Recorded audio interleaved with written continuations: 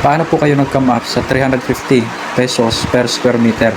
Yan, so magandang araw po muli mga sir at welcome back po ulit sa ating YouTube channel. Bali, yung isa sa tanong ng ating subscriber is kung paano nga po ba daw tayo nag-come up sa 350 pesos per square meter na labor cost. Ano po? So yung comment niya po na yun is tinutukoy niya dun is yung sa pagtatalis natin ng CR.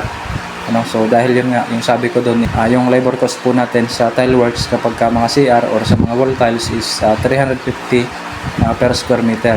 Unang-una pong titingnan natin kapag ka mag-presyo po tayo ng labor cost, kung ano po ba yung kasalukuyang presyuhan sa bawat lugar. So halimbawa po dito sa amin, dito sa Bicol, particular po dito sa Naga City is yung labor cost po ng tile works dito, nag-range po siya ng 250 to 450 pesos per square meter. So yun, depende po yun sa kung ano po ba yung itatiles, kung flooring, kung walling, or yun nga po, toilet and bath. Yun po yung pinagbabasehan natin. Ngayon, ako naman po, yung pagpapresyo ko ngayon, kapag po mga flooring, 300 pesos per square meter tayo. So, meron po tayong mga pwedeng i-consider dyan, pwede pong bawasan or pwedeng dagdagan, depende po sa magiging status ng itatiles po natin.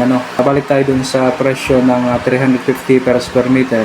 So, unang-una po, yun nga, alam mo naman po natin na mas mahirap mag-install ng tiles or mas mababa po yung accomplishment kapag ka mga wall tiles kumpara sa floor tiles. So, yun ibig sabihin kung nag-rate po tayo ng 300 pesos per square meter sa flooring, so, ibig sabihin na kailangan mas mataas or dapat mas mataas yung labor cost natin kapag ka mga walling. Isa pa po dyan, kapag ka nag-search po tayo sa Google kung ano po ba yung kasalukuyang rate or labor cost sa bawat area, bawa po dito sa Bicol, so yan po yung mga lalabas talaga. So ibig sabihin, yun na po talaga yung kailangan po natin sundin dahil yun po yung mga nagiging rate ng bawat skill or bawat contractor. Kailangan din po natin maging competitive. Yung pangalawa pong i-consider natin sa pagpipresyo is yun nga po, yung accomplishment natin. So kumbaga kung ilang square meter ba yung kayang tapusin ng isang tile setter sa isang araw. Kung pagbabasehan po natin is yung accomplishment ng isang tile setter.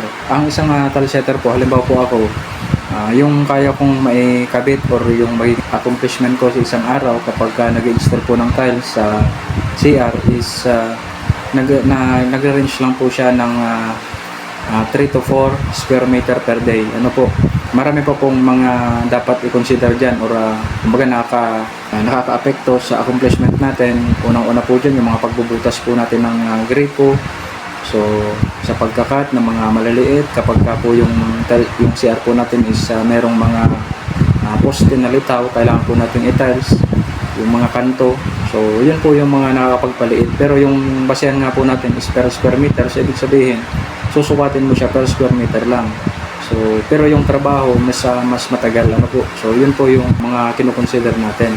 Hindi lang naman po sa pagtatiles lang.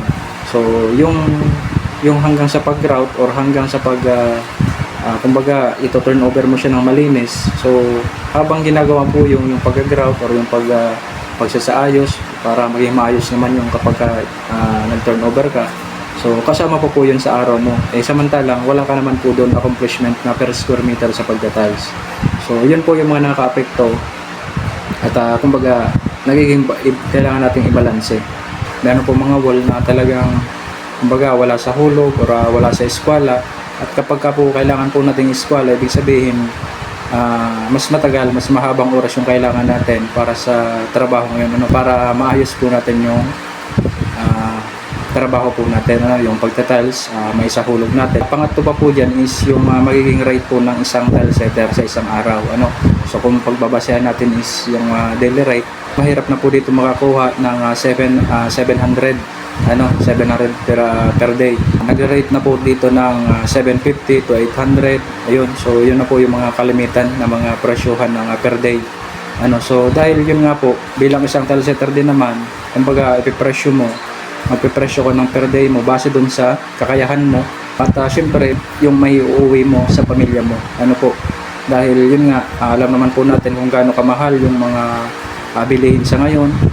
Kung lalo pa po yung ganito na may krisis po tayo sa gasolina. So napakataas na po yung gasolina. So sabihin na po natin na meron kang service, meron kang motor or hindi ka nagko-commute, sabihin naman po natin na magko-commute ka lang, so titingnan mo dyan kung ilan ba yung magagastos mo sa pamasahe, ano.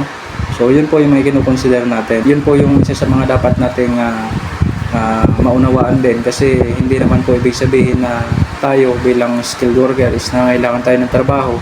So kahit magkano lang yung ibigay sa atin na per day, kahit alam po natin na kulang, so yun nga, minsan nangyayari po talaga siya na kumbaga, sige, para lang may trabaho tayo, para lang hindi tayo mabakante, para may uwi lang tayo sa pamilya natin. Kaso yun nga, kung kulang naman talaga na, kung halimbawa po ako, yung gasolina ko po ngayon is nasa 150 yung uwian ko.